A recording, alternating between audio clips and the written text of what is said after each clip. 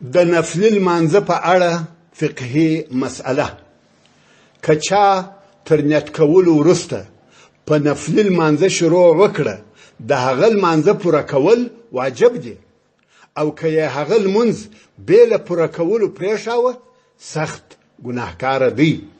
نو هر نفلي لمونځ چې بې له پوره کولو پرېښول سي د هغه لمانځه باید قضا راوړل سي. مګر هو د نفلي لمانځه هر 2 رکعاته بیل او جلا لمونځ بلل کیږي. نو ځکه که چا د 4 یا 6 رکعتونو لمانځه نیت کړی وو او بیا یې هغه لمونځ پرېښاوه یا یې فاسد کړی فقط د 2 رکعتونو قضا به راوړي. که چا د 4 رکعتونو نفلي لمانځه نیت وکړي او د 2 رکعتونو تر ادا کولو وروسته یې سلام وګرځاوه او هغه نور 2 رکعات یې پرېښول پر دغه چا نه نور لمونځ شته او نه ګناهکاره دی ځکه ده په 2 رکعتونو شروع.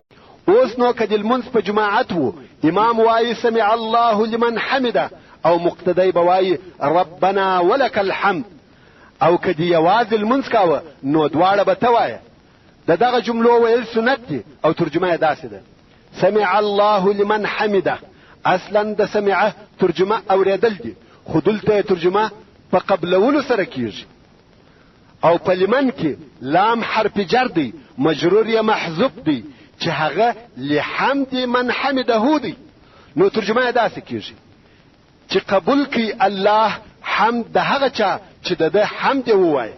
سمع الله لمن حمده قبول کی الله حمد د هغه چا چې د حمد ووایه چې دا ویل پر امام دی او دغه جمله د حمد ویلو د تشویق او ترغیب دپاره ده یعنی حمد ووایه.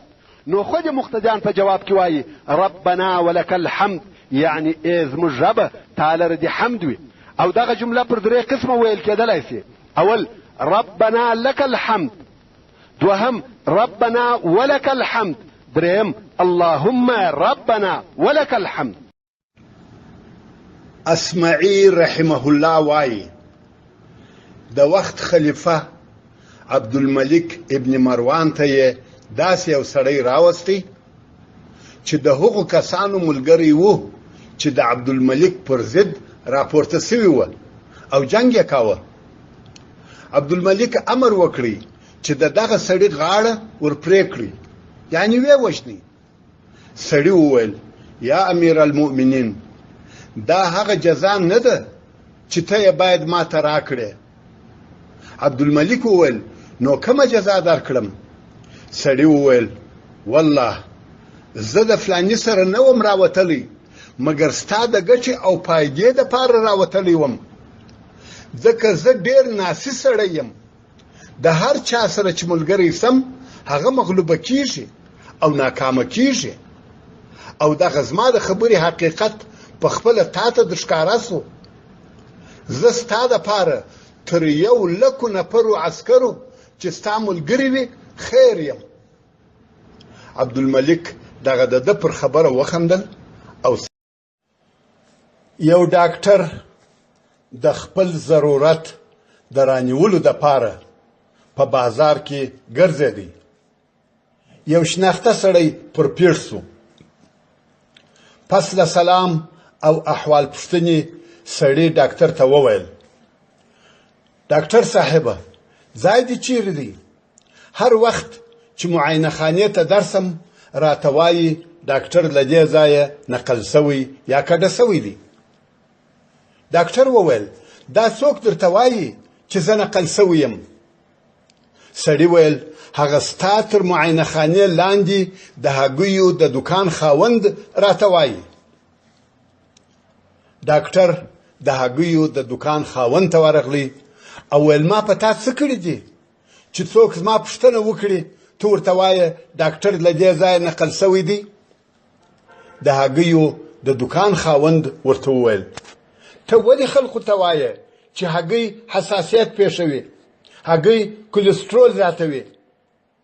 یا به دواړه ناست یو د الله جل جلاله څخه به رزق غواړو یا به په مصر کې د یو حاکم 2 زامن وه چې یو یې په حکومتي کارونو سیاست او د مال په ټولولو مشغوله سو او هغه بل یې د علم په حاصلولو مشغوله وو.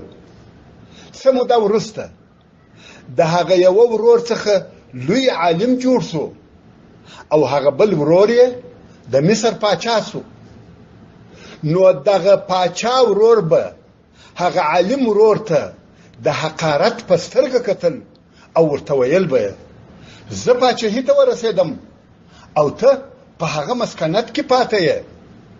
عالم ورور چې د دیني امورو په درسولو، دیني لارښوونو، وعظونو او نصیحتونو مشغوله و، ورته وویل وروره زه باید د الله جل جلاله ډېر شکر ادا کړم چې د پیغمبرانو میراث علم یې راکړی او تا ته د فرعون او حامان میراث در ورسېدی چې د مصر پاچاهي ده.